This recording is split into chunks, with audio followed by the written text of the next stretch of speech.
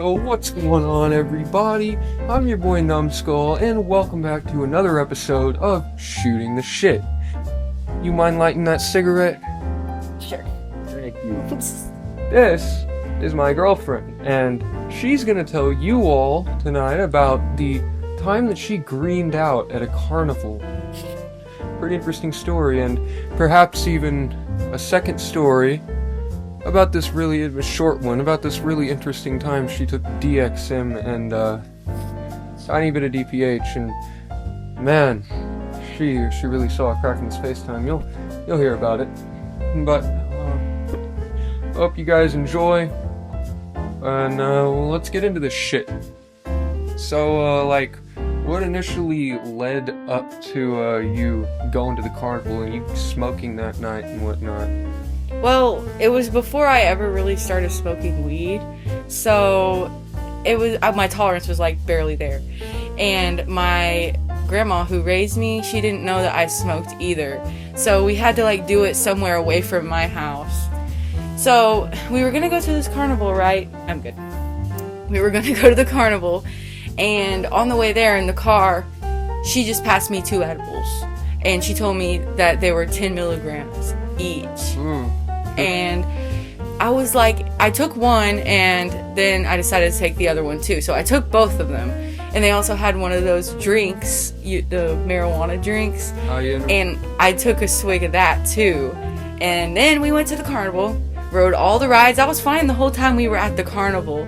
And then like right when we freaking left, it started hitting me. I could barely even hold my head up. And we went and ate at Taco Bell, and I felt like everybody was staring at me. I felt like everybody knew I was fucked up, and Your tolerance was extremely low at this point still, right? Yeah. Yeah, I thought so. And we ate this Taco Bell, and then we got back in the car, and I just, like, the whole ride back to my house from Taco Bell, it felt like a dream. Like, I was awake, but I wasn't fully there, and I couldn't hold my head up.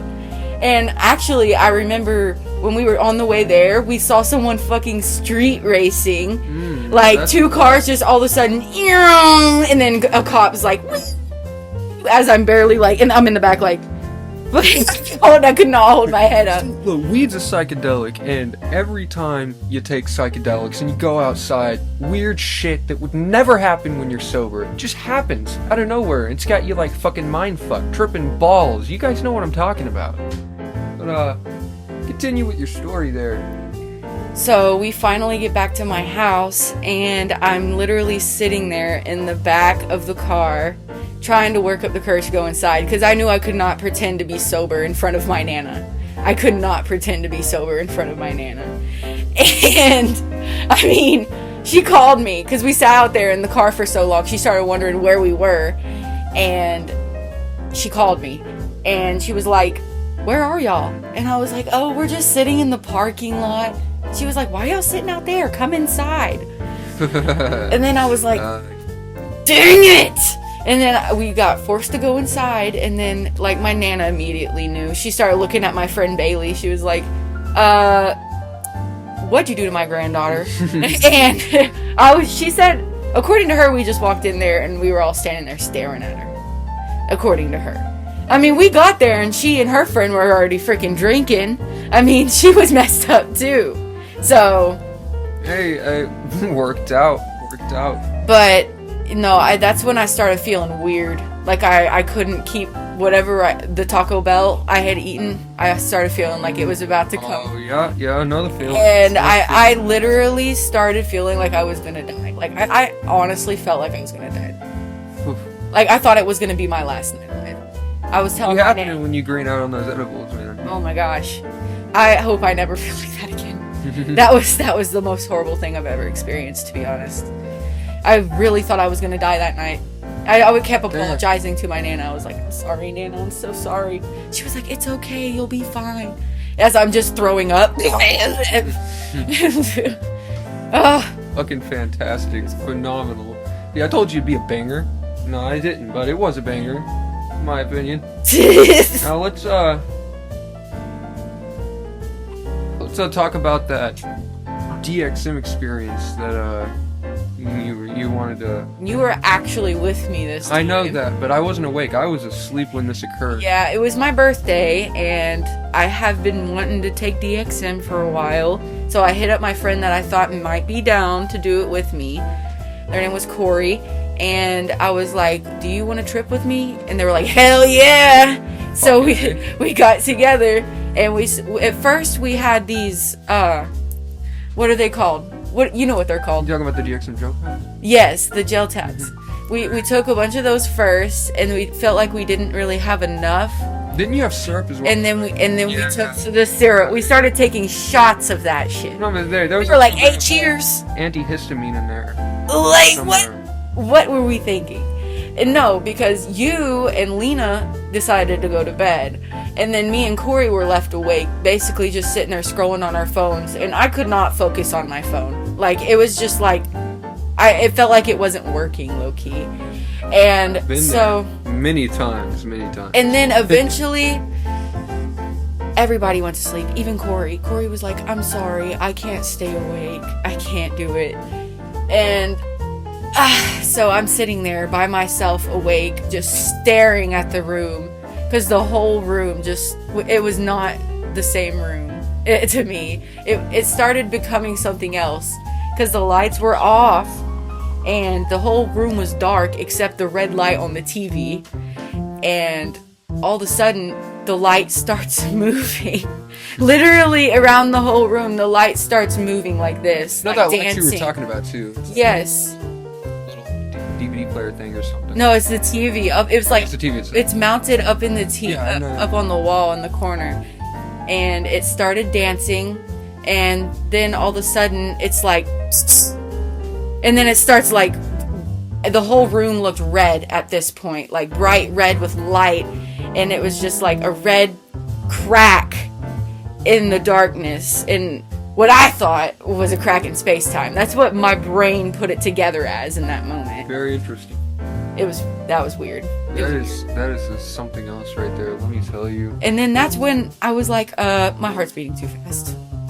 My heart's beating too fast, and I had to go through And yeah, you woke me up a little bit. I was like half asleep, all still, and she was like saying that. I was like, Yeah, and then I was like, wait. on. You were like, what's wrong? And I was like, wait, what did I even just say? And you were like, you said your heart's beating too fast. And I was like, oh yeah, it is. And then I went and threw up. See, normally if I was sober, which this is great advice by the way, normally if I was sober and that scenario happened and I was awake and I wasn't half asleep and shit, I was aware myself, I would have calmed her down and told her that, just calm down, it's not beating that fast, and she would have been calmed, her heart rate would go down from that, she'd be okay. So never freak people out when they're having their heartbeat or palpitations or just freaking out in general. Try to calm them down. I mean, that's general basic harm reduction information that basically everyone should already know, but just in case, I'm just gonna say it. Anywho. I feel like at that point, it was already past saving, because, like, the nausea from it had already, like, hit me at that point, and I think that's why I was getting up. Because I felt like, it kind of felt like I was having a panic attack almost. Kind of. Yes. Sure. That's what it felt like. So I needed to puke, and then I felt fine. Very cool. That's one of my favorite stories. Kind of small, but it's very interesting. Cracking space-time part really gets me. I enjoy hearing it. Do you have any other things that may have happened interesting you want to mention before we?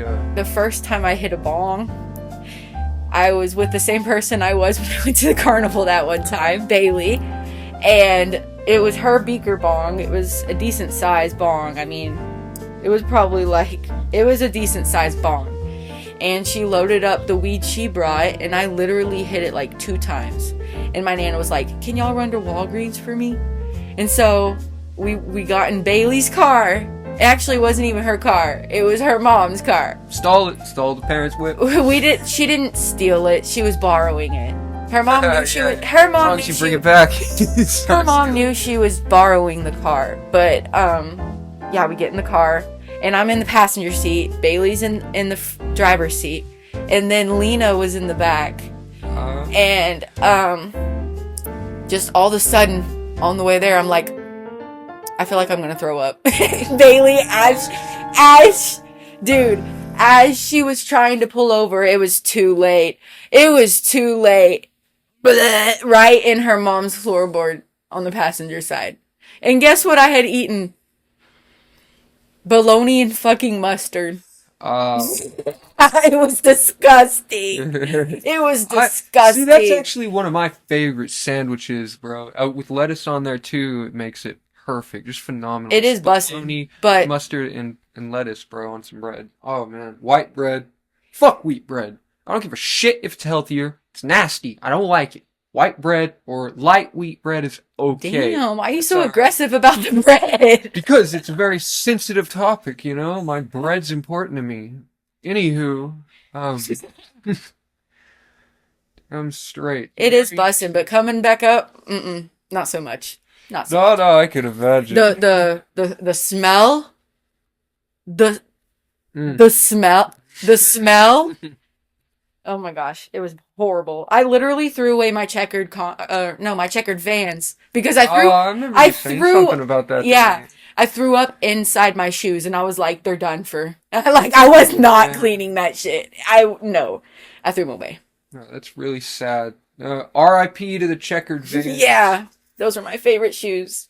They were already worn the fuck out because that's like the only shoes I wore when I had them. But still a tragedy. Well, that's going to wrap things up, ladies and gentlemen. We are at almost 12 minutes right now, so I'm going to end it here. I hope you enjoyed hearing some very interesting stories from my girl. Let me know what you thought about them in the comments if you want to. A like and a subscribe would be fantastic, or a follow if you're on TikTok. And if you have any stories of your own, do not hesitate to send them in to me. Like I said, you can do it on Discord, but I'm probably not going to see it on there. Or you can do it on Facebook, Instagram, or via my TikTok DMs. It's up to you, but I wouldn't go with Discord. Anywho, I hope you all enjoyed, and that's going to be it. See you bitches on the flip side. gang.